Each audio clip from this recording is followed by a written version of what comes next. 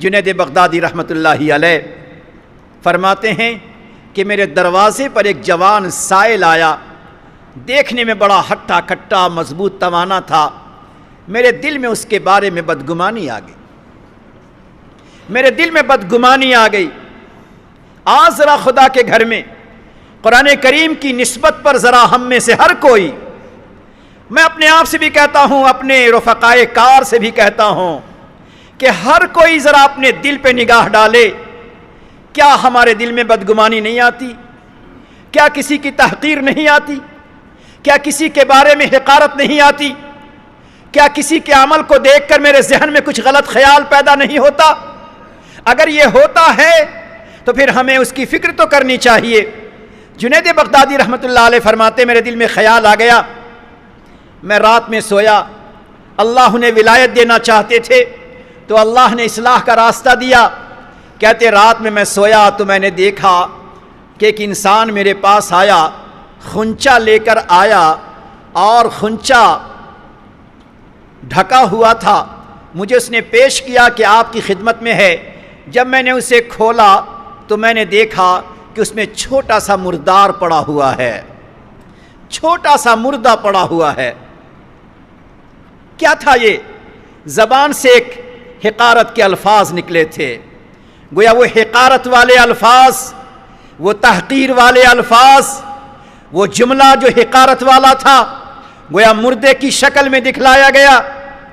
جنید بغدادی کہتے ہیں میں ناراض ہوا تو اس بندے نے کہا اچھا اس مردہ کو کھانے سے آپ کو شرم آتی ہے، اس مردہ کو لیتے ہوئے شرم آتی ہے، مگر اپنی زبان سے جو بات کہہ رہے تھے، وہ جو حرام بات کہہ رہے تھے، اس سے آپ کو شرم نہیں آئی؟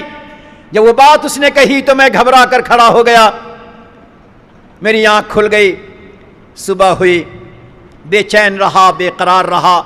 میں گھر سے باہر نہر کی طرف نکلا، میں نے دیکھا وہی جوان کنارے بیٹھا ہوا ہے۔ مجھے بےتاب دیکھ کر وہ جوان مجھ سے کہتا ہے اے جنید، کل جو تم نے گناہ کیا تھا کیا تم نے اس گناہ سے توبہ کر لیا؟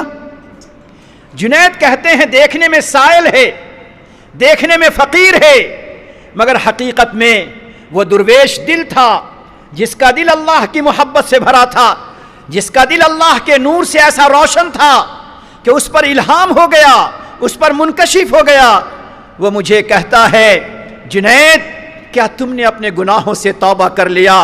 جنید کہتے ہیں اس دن مجھے سمجھ میں آیا، دیکھنے میں سیدھا سادہ انسان ہے مگر اللہ کا کتنا مقرب ہے۔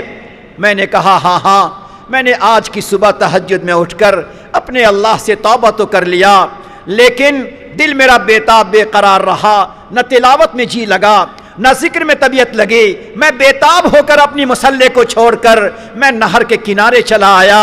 اس بندے نے کہا جنید اطمینان رکھو، اللہ کی شان یہ ہے کہ بندہ اگر سچے دل سے توبہ کر لیتا ہے تو اللہ اس کے توبہ کو قبول کرتے ہیں۔ تم نے سچے دل سے توبہ کر لیا ہے، اللہ تیرے دلوں کو پاک اور صاف کر دے گا۔